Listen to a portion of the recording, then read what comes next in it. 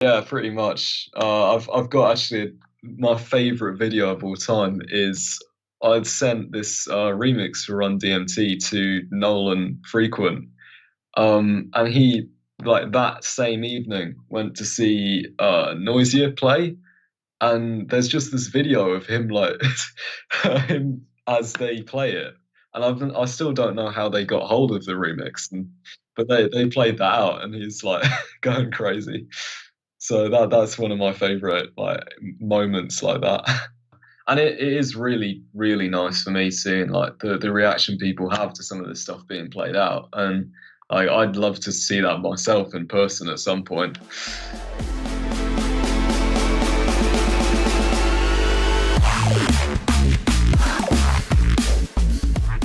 Yeah, it's funny for me actually hearing the response to halftime, because a lot of people like don't a lot of people who are sort of old school drum and bass heads don't actually like it very much, like because they feel it's a bit lower energy in a set. But I remember some of the events that I've been to, like I've been to a couple of critical nights and things like that. For me, in a drum and bass set, the halftime bits are just the best bit for me. Like I have really good memories of I can remember, I think it was one of the Upbeats playing that little tiny halftime bit of Get Deaded, and like that was the moment for me.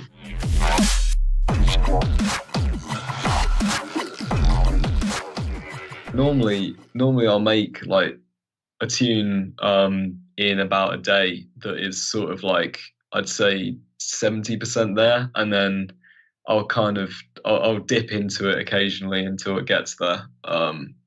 Like for Commanders, the one that's out on Inspected, I basically made that like round about Christmas, and then I just forgot about it, and then I came back a month later and thought, fuck it, I'm finishing this, and it's very different from how it was in the original version. Like the original version was weak, because it was full of gaps. But I think having some time away from the project gives you some time to think about what's going to go in those gaps. Even if you aren't thinking about it every day, your mind is just always going to be coming up with some patterns and something to do.